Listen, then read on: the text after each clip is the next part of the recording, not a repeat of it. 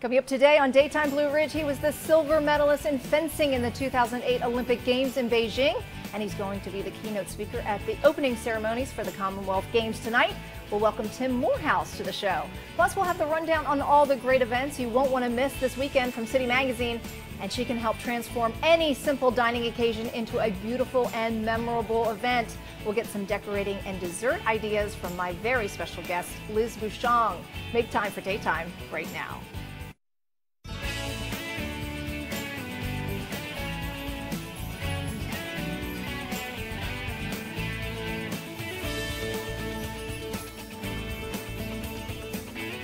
Hi there, everyone, and welcome to Daytime Blue Ridge on this Friday. I'm Natalie Faunce, and I'm very excited today to welcome our good friend Liz Bushong back to the show all the way from Johnson City, Tennessee. Thank you for having me. I'm Absolutely. so excited. I'm so glad that you came back up here, up 81, drove all the way. Yes, we ran into fog and weather, a little bit of weather, not too much. How's the summer going for you? Very busy. Yes. Very busy. Yes. Liz crazy. She's an interior designer, stylist, and staging specialist, and also the creator of several cookbooks, the Serve It Up Sassy and Just Desserts, two great cookbooks that you definitely want to check out. But I mean, you are a busy, busy woman, aren't you?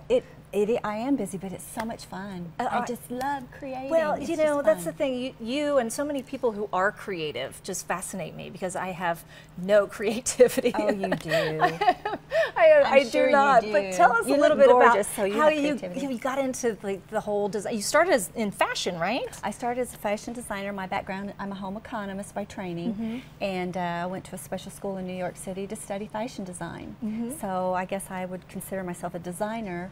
But then I took from clothing, I transformed that into the home. In creating food, I like presentation. I think every meal needs to be memorable and pretty. Right. And whether it's a little cupcake or if it's a big spread, I like to make it pretty. Well, we're looking at some pictures here. They popped them up. Oh, yeah. You decorated you were chosen out of what, 100 finalists to be a decorator for the White House? Well, I don't know how many people actually applied for that position, but they select 100 volunteers. Okay. So it's all volunteer. And we're seeing some of the pictures. Yes, that's the China room, and that was one of the rooms I was assigned to decorate. Really? Yeah, and it was wonderful, and it was so much fun.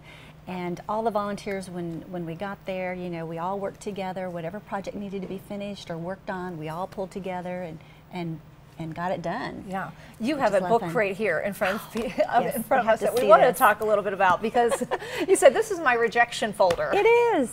I can't believe that. I started that adventure in 2004 because I thought I really would like to decorate the White House. I just think that would be the most coolest thing because it's the people's house, and you know, I just thought it would be so great. And what an honor too. Oh, to yeah, be selected. To be selected. Well, it took me 5 years to get selected, and so this little notebook has all of my rejection letters, and I guess it's a book of inspiration or you know, keep going, you can do it. Just because you get a rejection letter doesn't mean that you stop trying. That's right. You just pick yourself back up and keep on going. Yes, and a lot of people think that I had a connection or somebody already there to put me in there. Well, I didn't know anybody, and sorry to say, I barely knew my congressmen and my local representatives, but I got to know them because I needed a letter from them to to submit, to vouch for you and what my you credibility and what I could do, and that it took 5 years to a letter every year, and you know what, it was kind of a full-time job just sending, because the first 2 or 3 years I didn't really know who to send the information to. Right. Because they have turnover like everybody else, and so I'd find one person, oh, that's the person I need to send my interest to. Well, next time I send a letter, they're no longer there. So, turnover was something. And then we had a new administration come in.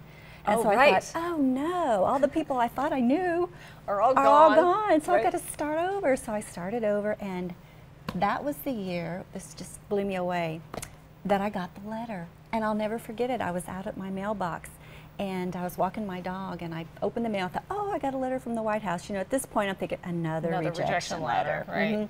And I open it up, and I'm reading it, and it says, we would like to invite you to be one of our volunteers. I'm thinking, really? Wow. Really? What a thrill. Yes, it was so exciting. So So that was in 2009? That was 2009. Okay, and then you've since been back? Yes, I went 2010. I was selected again. And then in 2011, I went to my governor's mansion in Tennessee. And helped decorate with that. And then last year, I was invited as a guest of one of the decorators to go back to the White House just for the evening reception. And after you decorate for 7 days, then they have a wonderful reception. And what a thrill. Oh, it was just so exciting. And you know, there's just nothing like that house. Oh, I bet. It's a historical home, but it's just beautiful. And did you get to go into a lot of the rooms, or just no, ones that you when we were decorated? decorating, well, we had assignments. My first year I was in the floral shop, which I absolutely loved, and we prepared all of the flowers and everything for the arrangements, and they used fresh everything. Oh, I bet. And in fact, they had so many flowers, we had to set up a separate little tent outside and work in, you know, back and forth. But it was just fabulous, and the head floral designer is just an awesome lady. She makes the most creative containers I've ever seen. And so, you know, it's all these decorators, all these designers, and a lot of people that go are either florists or professional decorators, so they know how to make bows, they know how to prepare the flowers, and they do it up right. They do it up right. So you're learning, you know. And this is all done at Christmas time, right? Right after Thanksgiving. Right In after fact, we left Thanksgiving Day. We drove up. Really? Yeah. And then, you know, stayed there and got up early. Our days were long. We got up, well, we had to be at the White House at 7:30. And you're going to apply again? You said you were waiting to hear back? I've applied again, so we'll just have to wait and see. All right. See what happens. Well, best of luck to you. Thank you. So you're our choice anyway. Oh, you're sweet.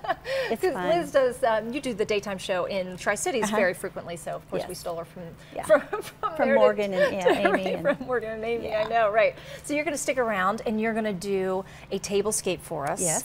Which she calls them the sassy scapes because they are absolutely gorgeous. And then you're going to cook for us in the Food Line Kitchen. You're going to make a lemon curd pie, which is from, or is a variation from one of these cookbooks, right?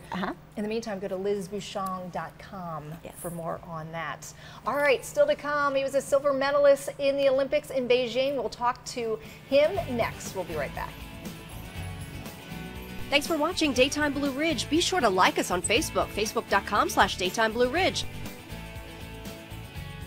Food Lion is a premier sponsor of Daytime Blue Ridge.